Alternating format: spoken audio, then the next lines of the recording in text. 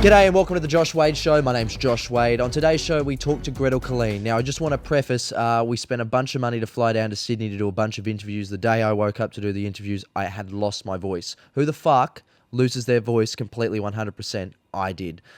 So we had the option. We started filming the episode, and I had to stop. And I looked at Gretel. I said, "Look, should I continue doing this? Like, I can't talk.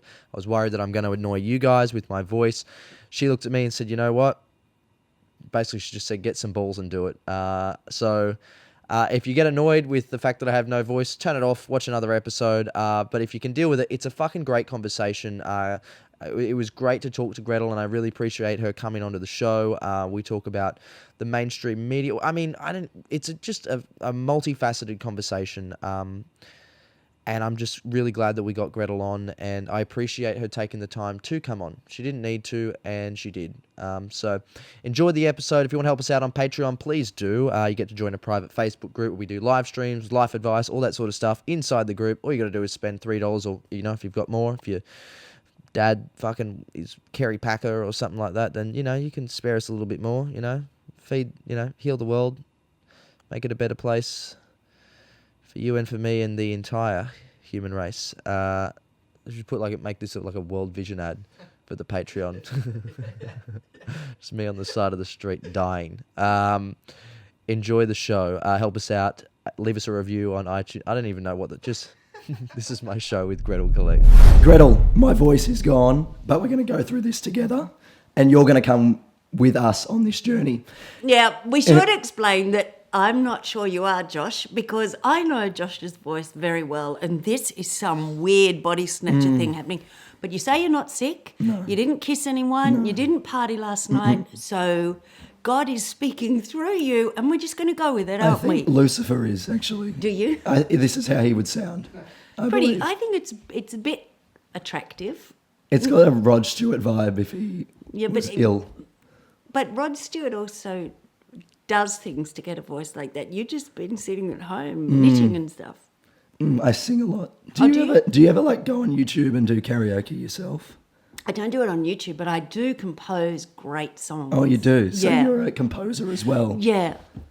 Okay, well, you're a best-selling author. Yes, I am. I'm going to go like that a lot. Yep. I love an air quote, and I don't do it nearly enough. But people use them in the wrong times. Like, I saw Trump use it in something the other day, and I was like, don't air quote that word. Was he going Trump? Yeah. He actually had a video up yesterday where he had all these military people with him, and he said before they took the photo, this is the calm before the storm. And the media goes, what do you mean? He's like, you'll see. That was yesterday. I think it means he hadn't thought about the end of the sentence yet. Probably, yeah. What an appalling leader. But anyway, on we go. Gretel, you're a comedian, you're a best-selling author, you're an actor, you're a host, you're a commentator, and you've got a voice, which is good. Now, firstly, I want to start, where did you grow up? I grew up in Sydney on the North Shore, quite a long time ago, I would say.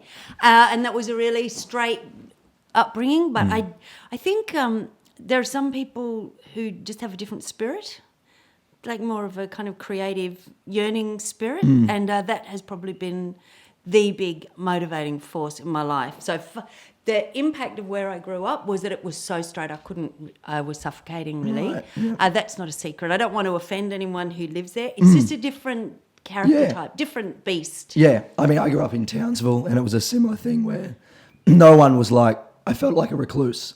When did you first sort of discover that's, the creative path is where you wanted to go? Yesterday, I think, I think we're kind of encouraged to think that every day of our life or every decision is you turn over the page and it's, voila, there's the answer. But it's not like that. It evolves. Right. It evolves. You take step by step in your life and you open this door. You're looking for what it is, but you have to open this door to get through to the next bit, to open that door to the next one. And there the thing is, way behind it. So for me, I wasn't conscious of anything. I just knew I had this hunger that wasn't satisfied. Right. And much of my life has been about trying to fill that. And interestingly, I mean, we do live in a society where when you're over a certain age, it's like, oh, yeah, well, you're pretty useless. But I think for me, as I get older now, all the pieces of the puzzle are actually coming together. Right. So I imagine I'll probably be my most creative, artistic and productive, Yep. to use a horribly sterile word, for these decades till I die. So the prior years have all just been research. Right. So Yeah. you think this is the second coming of Gretel Killeen almost? Like it's the... Yeah, probably about the seventh, but No. yeah, I think a lot of people have got it all wrong. What are you going to do with your life? All this pressure on kids, and what are you going to do? You got to make the decision. We evolve and we grow and we learn, and there's nothing wrong with having this experience, which you then apply to this one. And particularly, I think we live in a society where creativity and individuality are not appreciated, and that can make it really difficult for those who. It's a kind of person. I always think of it as an animal. In fact, I've just finished writing a book which is about a zebra, but it's a zebra that's lost its spots. And so that being the whole point, metaphor, that we can be zebras, but some of us have spots. Yeah. And we hide them and cover them up and try and disguise them. But how many other people around us are doing just the same thing and stopping the whole enjoyable journey? Do you think we don't... do you think we don't try enough things growing up? Yeah, I think... Like just straight into university and... I think it comes from many layers. I don't blame the students for that. We live in a world where there's just so much pressure made by weak people. We've got weak leaders who are driven by values which I don't adhere to, but it is all about creating a world in which you do not feel safe, so that what you will spend your life pursuing is security. Yeah. Instead of making you strong and capable so that no matter what happens in life, you've got the ability to deal with it. This whole zeitgeist is all about reducing your world so that the challenges won't come in. And you're 18 years old and wondering about, will you ever afford a house, or will you have super, and what will your job be when you're 75? That's bizarre. No, how many lives are we going to live? Let's enjoy this one. Yeah. Live it richly. Oh, well, I mean, what a dull bastard he is. But have you seen his super? It's amazing. I don't understand it. I don't want money in my bank account that I can't touch. My nan had super and she lost half of it. They fucked around with it and it's gone. Oh, I think it's, yeah, absolutely. So, but what it does require, I mean, just to get back to kind of individual responsibility, when you were saying, do you think we don't try enough? There is a point in life where you have to be able to say, you know what, I don't care what the system is. I don't care what the powers that be are telling me. I have to follow my heart and gut. And there is a fundamental equation which is completely ignored in society, that the more you experience, the more capable you are, the bigger and stronger and more wonderful you become, more capable of even more experiences. Yep. And then you can be who you really are and blossom and enjoy it. Because too many people, they're anxious, they're depressed. Of course they are. They're suppressed. Yeah. They don't know what they are and they're too scared to try and find it. So, yeah, I'm a big fan of having the guts to take that first step, find fellow travellers, mental travellers, not necessarily physical travellers, but little soulmates along the path. Read, find that you're not alone and get inspired and get out there. Because, I was thinking recently, like, if life is like a roller coaster, which it is, goes up, goes down, it's not always good, you get some people will be on the roller coaster. I'm just thinking if that's the right word, but yeah, they're on the roller coaster. And, some people will be sitting on it and they're like, yeah. And then the person behind them is like this. The whole time. You're on exactly the same roller coaster. Exactly the same one. Why is one person having the time of their life and the other person is scared shitless and wants to get off? Yeah. I want all of us to be going, yeah, I don't control any of this and I feel confident that I can deal with it no matter what. Was this always your way of thinking, or did you have a period in life where you felt like you broke free from that sort of those chains? Because I think I'm like you, but it did take me a second to go, oh, I see everyone else around me. That's not the right thing to do. Did you have that experience, and what was that? You were probably much smarter and much quicker than I was. And I had children very early. Mm-hmm. Well, not very early, not like 14. But I had them in my early 20s. That was normal back then. No, it wasn't. Really? No, no. My mum had me when she was 20 and they had a Yeah. house and a mortgage and... Your mum is also not normal. Okay, great. Oh, she had me.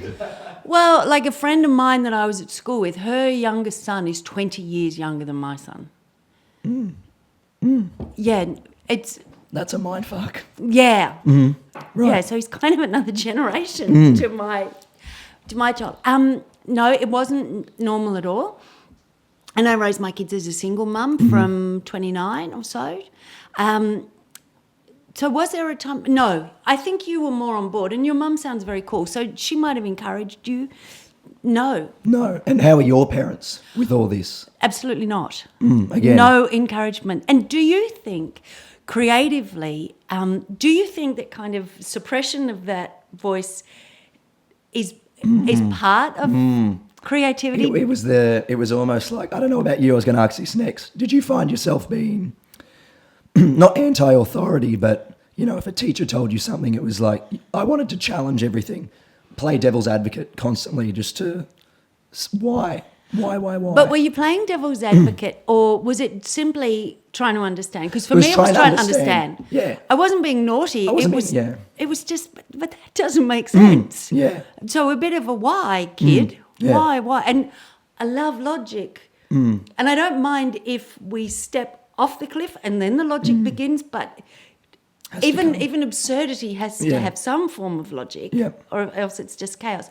So I wasn't naughty, but I realise now I possibly am a little bit of hard work, not because I'm needy, but I do like words used in the right places for the right meaning and for people to know what they're talking about. And I don't chastise anyone who doesn't, but I am like a puppy that's completely, like if it's not clear, I just don't get it. So were you always observing people growing up around you as well? Yeah, were you the same? Yeah, Still today? Yeah. I'll go to the shopping centre just to watch people. yeah.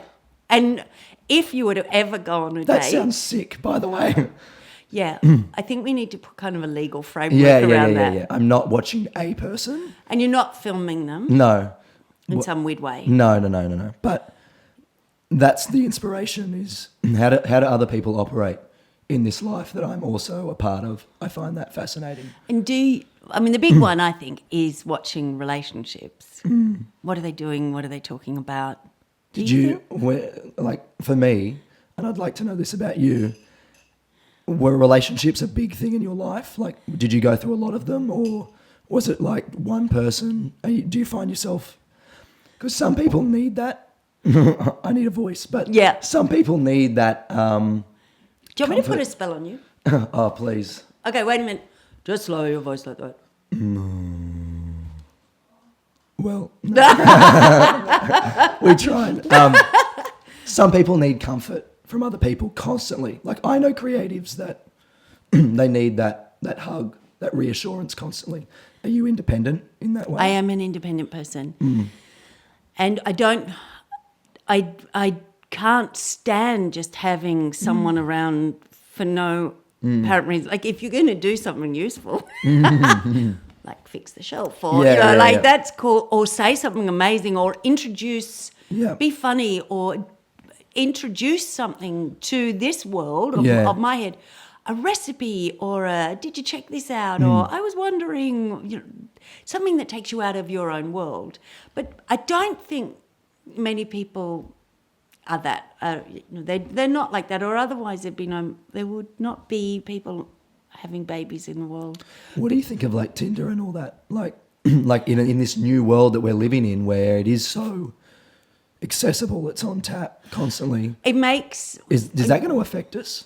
Do you think? Well, Josh, I think we might be a little bit similar in that, like that is so far from anything I would do. Yeah, I know. Because sometimes I know people, like I find to find soulmates in life, friends, girlfriends, boyfriends, whatever, pals, whatever they are, they're hand-picked and planted in my little flower bed. You know, they're precious. They're not dime a dozen. No. They're really precious. And so I'm always shocked when someone will get divorced and then they've married someone else like 2 years later. I think, how did you find another person that was right? And then I think, well, you're either part of the human pyramid where there are a lot of people like you, and I don't mean that there are better or worses, but I just mean volume-wise. No, yeah. You're either part of a strata of society where there are a lot of people who think the way you do and want the same things as you, and sometimes I'm quite envious of that because therefore you can... Bob would be okay, but Bert would be okay, and Peter's no longer my boyfriend, but this, and they just kind of swap. I'm completely not like that. And with Tinder, I don't know, people seem to enjoy it, but I just couldn't do it. And also, can you imagine if I put my real name and face up on Tinder? I think Sophie Monk did, and it fucking... Did she? I know a few... That was a while ago, but I mean, I feel sorry for her. Did you see that trailer when she cries in it? No. For The Bachelor. Why was she crying? She just wants to find someone. Oh, I think she does though, doesn't she? She does. And it's sort of like, it was like, I just thought, oh, she's doing it for the money, like, you know, it's another gig. But for a second there, I was like, oh, God. Are you like that? Are you like Sophie? I'm going to be damaged. Do you want to be in a relationship? No. You're not desperate or you don't want to be? I don't think I want to be. Really? Have you had your heart broken? Yeah, once. That was enough? Yeah.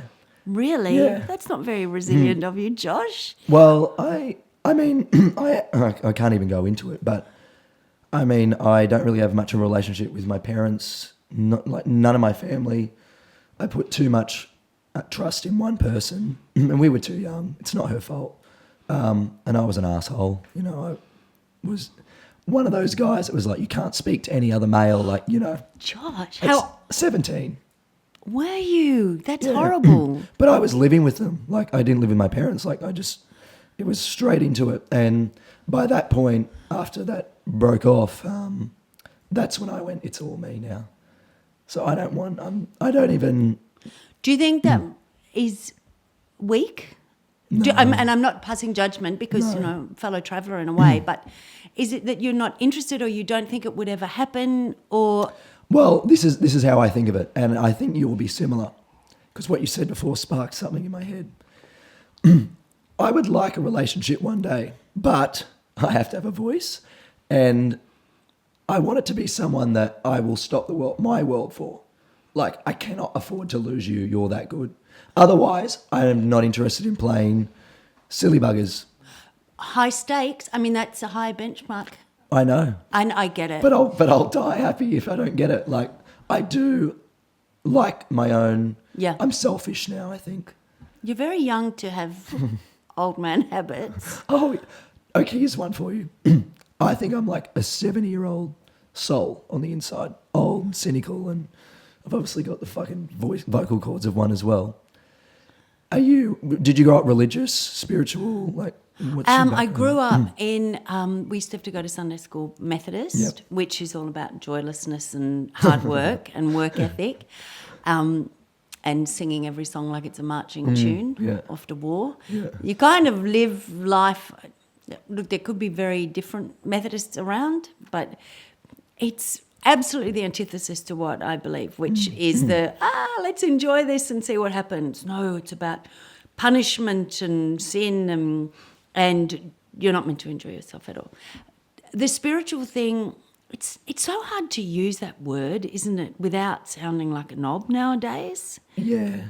And I wish we could invent a new word, which we're both perfectly capable of doing, but something that where you have a belief system, it might not even be cerebral, it might just be something you feel, an order that helps you work things out, that gives a little bit of structure. I don't carte blanche just criticise religions because I think for some people, particularly in developing countries, and I only say that because I've been to a lot where things are particularly challenging, believing that everything will be okay ultimately would be tremendously reassuring because your actual existence... But do you think that's weak?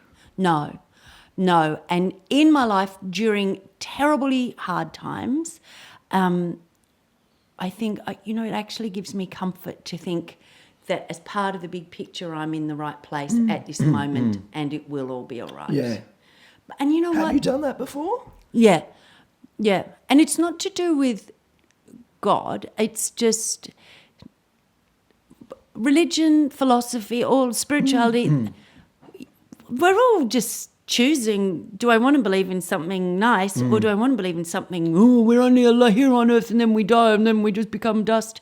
Well, that's not a fun story. No. I'd much rather think, I'm going to become an angel or I will be a unicorn or I shall be a drop of water in it. We get to make this story up. So whatever gives you comfort, live that one. But I dated a guy. Dated is such a foul word, and it wasn't even that enjoyable. I don't, went out with. It wasn't a Tinder date. It was an actual date. So. Well, in retrospect, question mark. But no Tinder. But no, that's about his whole character. And he would go on about, I don't believe there's anything after life, and show me the empirical evidence. I think, who are you, Alan Jones? Like, I need it proven. Well, there's no proof there isn't either. So I just think if it's a choice, choose the thing that allows you to enjoy this life. Feel comfortable. And I just don't like people like that guy who decide this is all there is. Why would you have such a banal perspective? Why? I genuinely don't know why anyone would do that. And also, if you do believe this is all there is, how does that impact on your life? Does that mean this is all there is, my God, I am going to make the most of every second, or this is all there is, so it doesn't really matter what I do? Yeah. What do you think? A bit of both. Like, Do you? I went through that stage of religion, screw religion. I was religious growing up. And then now I have an appreciation for it. I think of it more as mythology, like anything else. It's a story that has metaphors. I have my own, like you just said, my own system that keeps me at comfort. There's times I don't necessarily pray, but it is praying as such. I'm thinking of something, I'm trying to attract it in some way. But I try and look at it more, we're protons and atoms, sort of like that sort of cool. There's always that level. Energy can't die. Something's holding this all together, and what is that? And also, haven't you had experiences in life where really magical and mystical things do happen? And that's just coincidence. Why? Why can't it be a magical, mystical, amazing thing? Why can't you have manifested it? It's happening more often. Is it? The more that I think about it, like me and Connor, we were talking in the car before. I just was, I'd made this video about Chappelle Corby, and then I met Chappelle Corby, and she'd come to my show, and I'm sitting there and I'm thinking, as a 10, 11-year-old, seeing her on TV, and now she's at my show, or the same with you.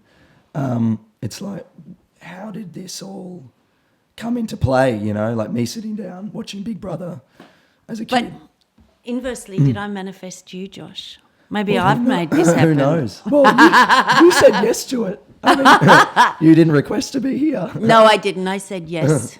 Yeah. I did think lunch would be here, but, no, I didn't. I didn't. Maggie said, do you have gift bags? I said, honey, we can't even get these cameras to film for 20 minutes. We'll try. But Oh, I thought they were gift bags. well, there's a Vicks I've already bag. eaten You've a lot already of had them. one. Get into it, lovey. Yeah, I'm a pig. So you've got a book, like you said. Do you want to go into that a little bit more? Well, You had a few books. 20-something. Yeah, books. 20 books. Yeah, I've written those. This one I'm publishing myself, which is really interesting because I think that there are all the facilities there to do that now. And I've had a lot of experience writing books, as you pointed out. Some of them been bestsellers. Some of them, actually the bestsellers have nothing to do with the quality of the book. Some of the really good books were not bestsellers. Isn't that how it is, though? Yeah, completely weird. Yeah. They've got their own little life. But I wanted to explore kind of owning the whole journey and of writing the book. I do the crap illustrations, I design it. and, I'll just be talking on the phone in a meeting or whatever and designing the cover. You can do all of that. Now, nobody knows that's what you're doing till you get really obsessed as to which orange you're going to use, and then suddenly you've lost the plot of this major negotiation on the phone. It's like it's coming from somewhere anyway. Like, I'm very much of my intuition, first thought. Are you like that, or are you a bit more like... I'm very gut, but with words, no, I refine them. A bit different, yeah. So that one, as I mentioned, that's the zebra who lost its spots. And that is a really important book to me for anyone that feels different for whatever reason, whether it's your sexuality, your colour, your religion, your size, your shape, whatever it is. It's about the beauty of it, and also, in an odd way, the responsibility that you have to yourself and to the way all the pieces of the puzzle of the world come together to be who you're meant to be. So if we get into the whole philosophy and why we're here notion, I think we have a responsibility to be who we are. I think we have a function within this whole system, and one of the problems with the world at the moment is the oppression of self-oppressed sometimes and externally oppressed, where we're not blossoming to fulfill the role to ourselves or in the world, whatever that might be. Do you think self-oppression is also external oppression as well? I think one can lead to the other. Yeah. I was talking to some students recently, and I said, come on, everybody ask me a question. And one girl, wonderful girl, but she's just saying, oh, I can't ask questions or I'm too shy. And another one will say, oh, I can't public speak, I'm not good at it. And I just think if there's something you're not good at, well, practice. Like if that's inhibiting your life and inhibiting who you are, practice and get good at it. Yeah. I mean, I have a band and we write songs, which... You've got so much. It's just because it's fun. Yeah. There is no talent in the whole band. There's none. People refer to the songs I write as unsongs. Oh, okay. Because, I've never heard that. No, it's a brand new term applied. Oh, you created it. Because they're so bad and they don't rhyme, and I always forget the verse, and they're just... But the whole point is it's fun and it's magical for everyone in the audience, because they suddenly realise these people actually don't really care. They're just having a hoot. And then that inspires the audience to get involved. So the book, it's about joy, be who you are. And it's a fable. So it follows the logic, as we were talking about, the logical progression of oppression and how we play our part in it. So the sub part of it, the subtitle of it is, it goes a fable about courage, bravery, and something other, and then underneath it says, and how complete bloody nutters get to rule the world. Yeah. So it is about how did these megalomaniacs get to the top?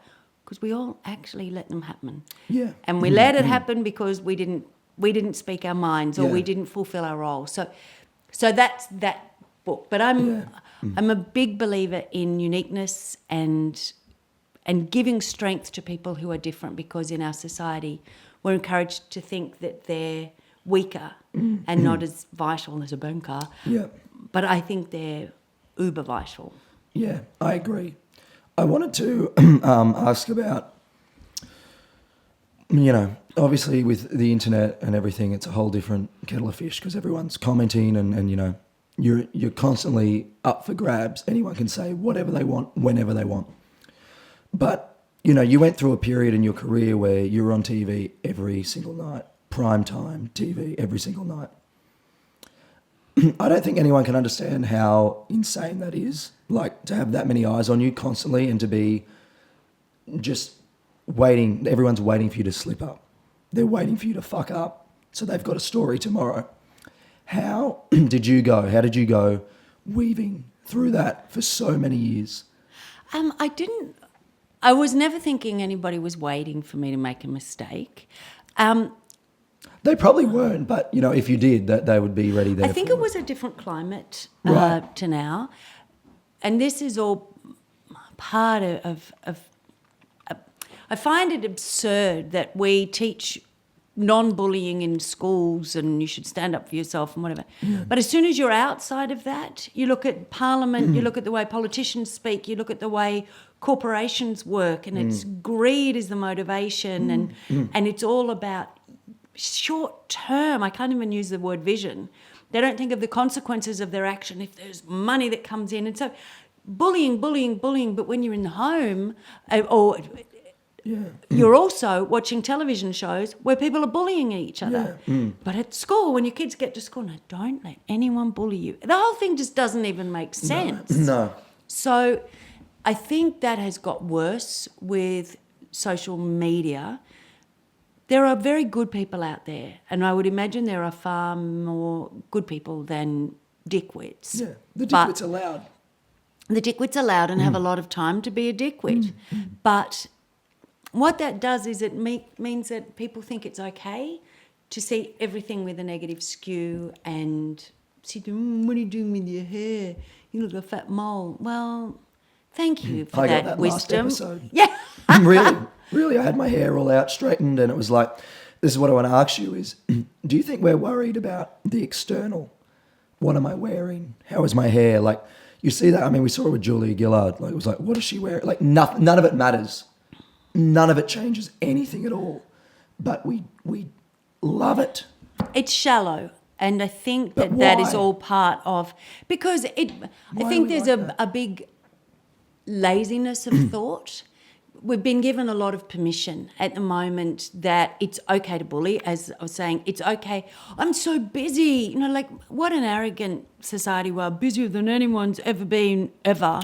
Like, highly unlikely. Highly unlikely. Like, if we imagine, well, in the morning I had to kill a mammoth, and then I had to peel it, and then I had to cook it, and then I had to, prepare a feast, and then we had our ceremony. And, I mean, what are we busy with? I had to get up, feed the kids breakfast, and get on a train and go to work. I had to make an iPhone, and I'm 6 in China. Yeah, it's like, so I think that we're very arrogant in terms of this. We've become obsessed with how busy we are. That gives you, therefore, an excuse not to think.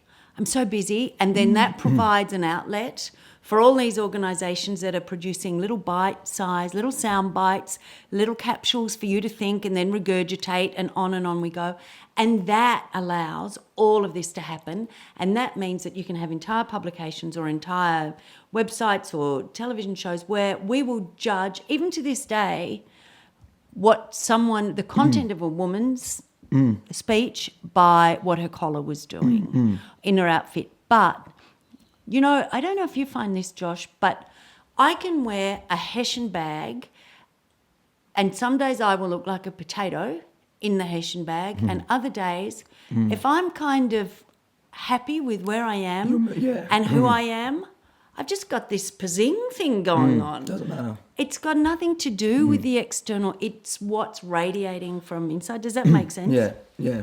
Is it hard working in the media, knowing that, like, on one side you can be doing so much good, but on the other side there's people out there perpetrating, people are, I think, vigilant enough now they can go, I can watch a story on Channel 7 and watch the same story on Channel 9 and it have a different, a kind of different sway to it. Like, and also different facts, just to bring our air quotes back in. Yeah.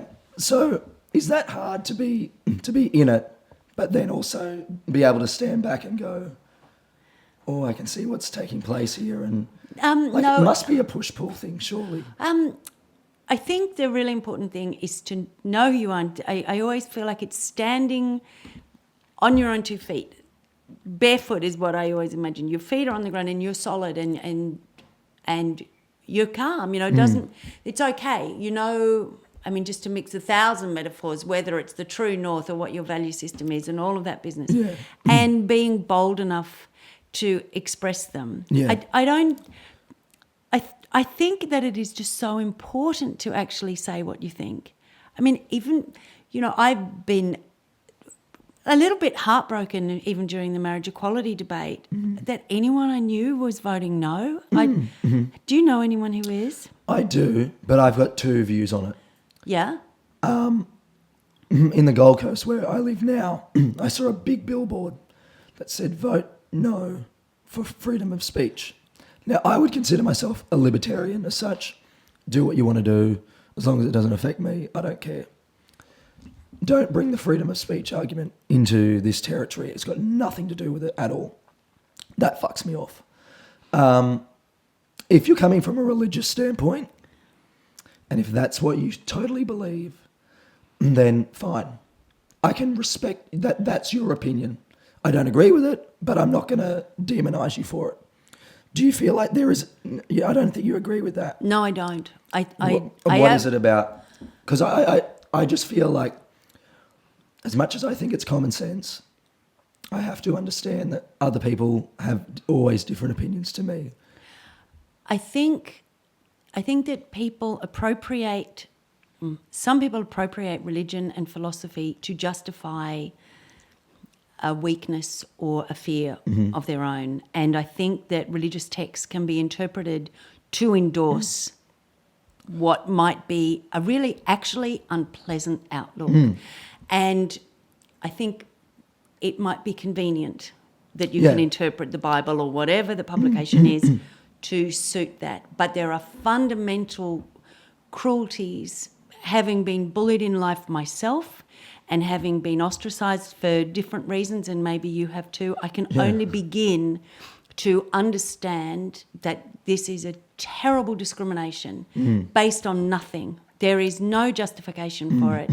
And if we can, the Christian argument when talking about, well, marriage is between a man and a woman and it's about having children, we conveniently forget not only all the rest of the Bible, but the fact that Mary and Joseph were not married. They were intending to be married, and God is Jesus' dad, not Joseph. Yeah. I mean, we've got a really blended family going on here. Yeah. And so we ignore that it's, that is a very modern family. God, surrogacy, the whole thing. We're ignoring that.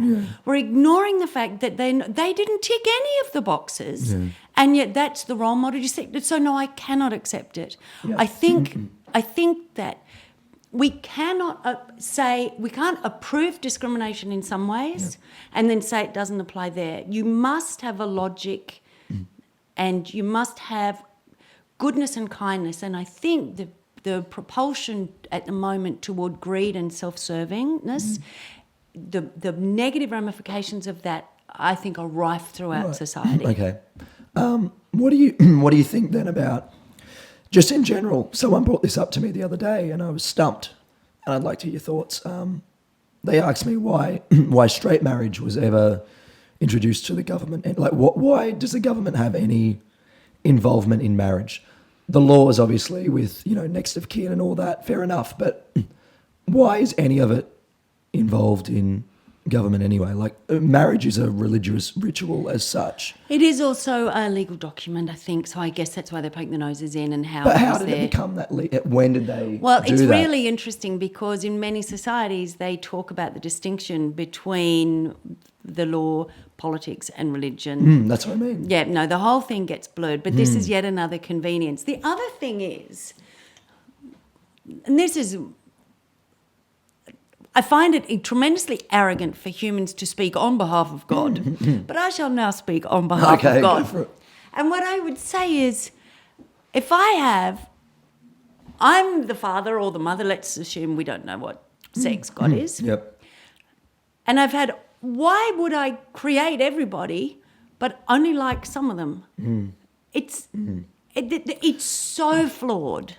But one of the problems with our society, and this is why I want to encourage the difference to stand up and be counted, is because people who are different often have lower self-esteem because they are different. And the people who are unexceptional, except for the tremendous quota of arrogance, entitlement, safety they feel in the world, have bigger, louder voices. So they get in positions of power. Yep. But it's these ones, it's the difference. It's the people who see and feel the world in a far more beautiful, unique way. Right. Do you want a challenging one? Yeah. This is a challenging one. Is it mathematical? No, I can't. Wait a minute, I'm do going to maths. try my new drink, Okay. which is tea. Okay. Yes, cold tea. So this is another one. Have you ever heard of Ben Shapiro? Yes. Yeah. Why have I? He is I don't know how to explain. Ben, he's extremely smart. He was like top of the class, law at Harvard. And then what happened? Now he's like I don't know what you would call him. He's a Republican commentator in the US. Oh, no. I know some Shapiros in Sydney, but that's... No. Yeah. Well, there's a few Shapiros. Are they in the entertainment industry? No. Oh, okay. Yours are? I know a lot of Shapiros in the entertainment. Yep. Look at that. They've spread out. They're like the Rothschilds. But anyway. So Ben Shapiro is a right-wing commentator. Yeah. Very smart guy. Almost too smart. Like you wouldn't want to be in an argument with him, whether you agree or not. He's just poking a thought in there that there has been a lot of research done that extreme right-wing people actually have very low IQs. Oh, no, but this is like top of the class law at Harvard. Like, okay, choosing to use his powers for evil, perhaps? On we go. Okay. He said, I was watching a debate online. How old is he? Maybe mid-30s, maybe 40. Okay. He doesn't believe in gay marriage. He's Jewish. Doesn't believe. He believes that gays should have the right to marry. But they should use a different word. Well, no, but they just can't come into the synagogue or the church and do it. Yeah. Yeah. His thoughts on transgenderism is that it is a mental disorder and that it's in the same way, it's body dysmorphia. Like someone that is anorexic thinks that they're fat in the mirror and they're not. It's the same thing for someone that looks in the mirror and thinks that they're... Do you get what I'm saying? Yeah, and he's a straight man. Straight Jewish guy, yeah. Right, so he'd really know the transgender issue inside out. But anyway, I'm waiting for the question. He comes from, he talks a lot about the science behind it and biology and that you can't fight that. And it was sort of, when I heard it, it was a take that I'd never heard before on it. What take? That it was a body dysmorphia like anorexia or anything like that, that it was someone thinking that was something that their body science says that they aren't. Now, I don't necessarily agree with that, but I found that the most hardest one to go, ooh. The transgender people I know, I think would be, it's hard to speak on their behalf, but that's a very offensive thing. Yeah, it is, because what this man who's a straight white, he went, where did he go? Princeton or wherever Harvard, he went, yeah. Harvard. Doesn't matter, they're all. Well, I don't know if he came from some slum and won a scholarship there or if he came from an entitled existence. But, one of the things we really need to learn to do is let people speak for themselves, or if they feel that you can do it better because they're too shy or can't express themselves, express them. But, often I'll be on panels and things and we'll be talking about things, this is throughout my whole career. Yeah. I think, I don't know why that woman wore a veil. Let's ask that woman. I don't know what it feels like to be transgender. Let's talk to some transgender people. Did you feel like that? I know many people who have had body dysmorphia in their lives, which can or cannot be a stage that you pass through. But who is this person? I mean, I may end up marrying Ben, but... But, I guess he's a commentator. Why did that resonate with you? What, because he brought in... I mean, the other thing is... It didn't resonate. I mean, it was just a side that I'd never heard before. But what is it based on? I mean, here's Science, my I theory. guess. But put a row of all of his other prejudices there. Why is this one any different? Why is that different? He's pointing out something I don't. You see, this is what happens. We give. This man has a platform. They have very large followings. Have you heard of Milo Yiannopoulos? Yeah, of course. So they're different, but on the same flip of the coin. Although one of them is obviously Milo's a provocateur, whereas Ben is a bit more. I think that people. What is your thoughts on that whole? Because that's a movement that's happening right now. I think the leaders are loudmouthed and flawed. I think that prejudice like that, the origin of it is fear and a limited mind.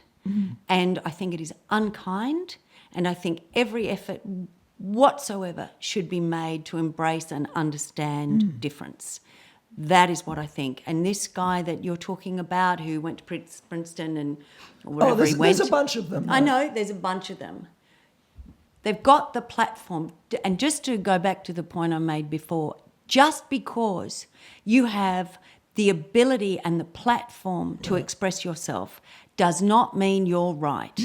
It just means you've got a platform. And I tell you one thing, Josh, and I don't know if you've learnt this yet, you no doubt have, I would imagine, but you're a couple of years younger than me, that talent and intelligence has absolutely nothing to do with confidence and the words that are blurted by these people. I can actually tell you that the right-wing commentators I know, in my experience, are not smart.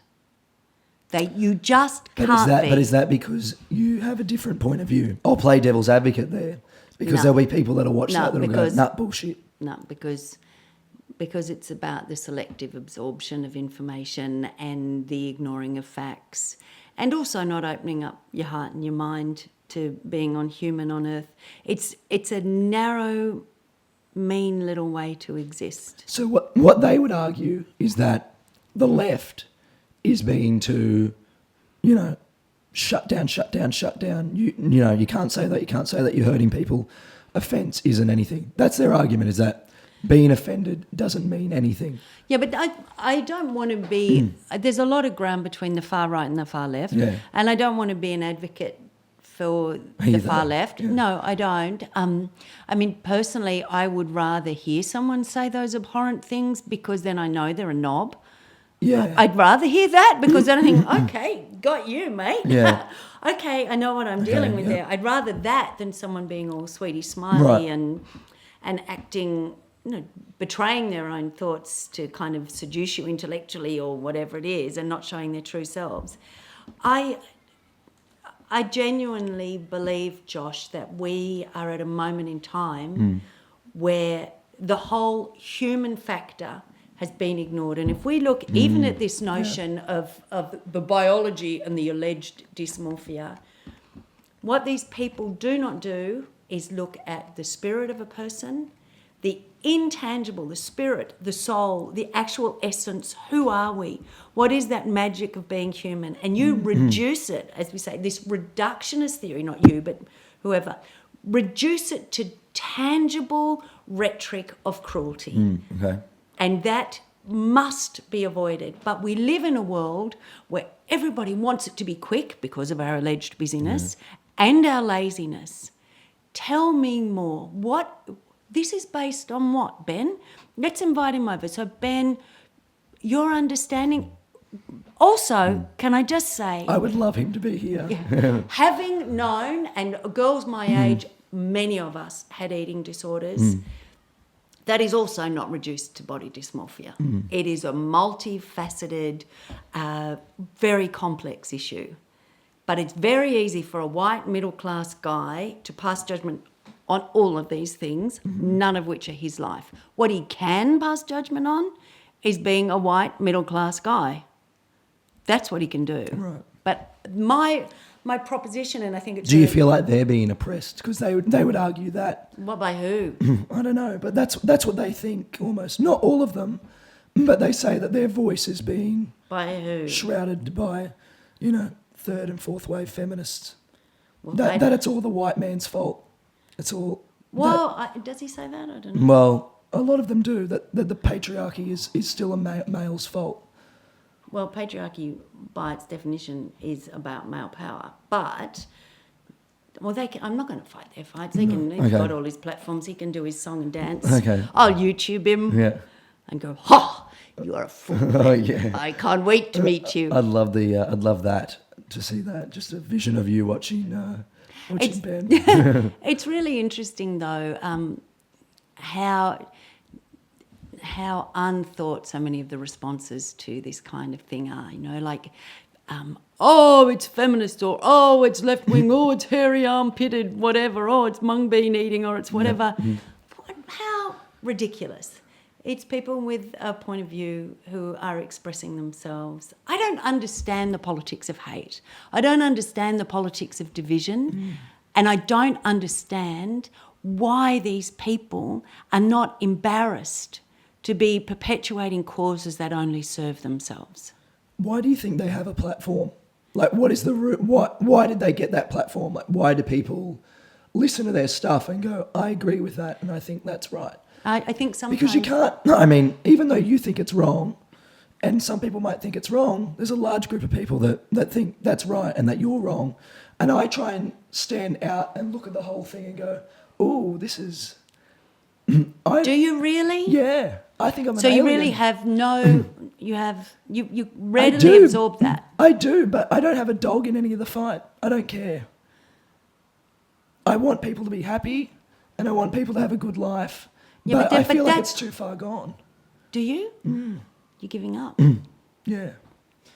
You see, I'm not giving up. I think all we need is a tweak here and a tweak there and everything will be great. And in my experience, it can change overnight. It needs global role models and corporate role models and people in the media and whatever to be extolling virtues that are different to But they greed. don't. They talk shit. No, you can't I don't want you to abandon that, Josh, because it will lead to a life of further alienation. I know. No. But I've got to that point where I'm like, we have a prime minister that has money hidden away. You know, like we've just become so accepting of these people that you were talking about, these megalomaniacs, psychopaths that can go, I'm going to bomb 8,000 people. I don't care. The weird thing is that, like, generations have a cycle. Humans don't, by and large, many humans don't learn anything from history. We all think we're unique and it's never happened before. But if you actually looked at the cycle of history, it happens. Whether it's every 50 years or every 100 years or every 20 years, it's the same story. And what will always happen too is goodness will emerge. But is that because the same people, the same group of people have constantly been in control? They're not always. I mean, in my life, we've had stages where the environment was actually really important. At the moment, it's not. Okay. But it was, and kindness was really important. Not littering was important. Opening doors to people who were in trouble from troubled nations, that was important. And then, you know, it's like the pendulum swings this way and then the pendulum swings that way. But don't give up hope, Josh, because that's what life is. And I think what we tend to think, and I was chatting to a friend today about this, actually last night, I have a friend who is a nut, incredibly bright, but so stupid at life, beyond, he's in his 60s, like a moron at life, but so bright. But I was saying to him, you know, we live our lives as though there's going to be this time where everything is calm. And it'll all be right. The job will be good and the missus will be right and the kids will be learning and all. And I said, how can that happen? If we accept that life is about juggling, then the only way it's going to calm is if we're not juggling. Yeah. If we're actually just not juggling at all. The balls are on the ground or the balls are in our hand, but we're not juggling, which means by definition we're not actually participating. Yeah. So I think the whole framework needs to be changed, and I think it could be done overnight. And we are seeing countries where leadership is changing. But I think that will be the inevitable consequence. For all we know, you'll get into politics, Josh. No. I mean, you'll probably be an independent. I'd have to be. Yeah. I'd have to be. But I'm waiting for my 60-minute a current affair moment. What are you going to do with it? Well, actually, I was also saying I'm waiting for my live cross to Waleed as well. Oh, are you? Yeah. What would you talk about? I don't know. I think I would do something that maybe would ruffle some feathers. Like what? Like just for the sake of being... No.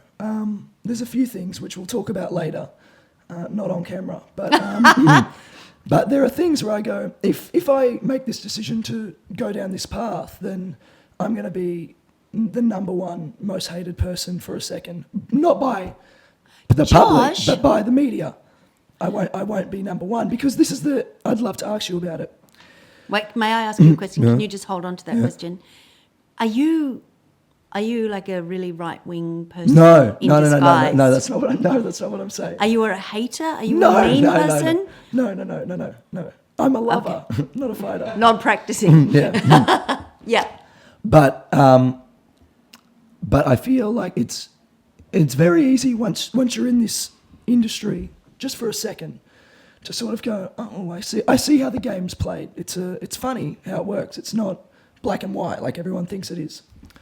And with the rise of social media, and we make this by ourselves. It's nothing amazing, but it still gets out to a broad amount of people. And I can make a video and it go well, and have 3 million people watch it.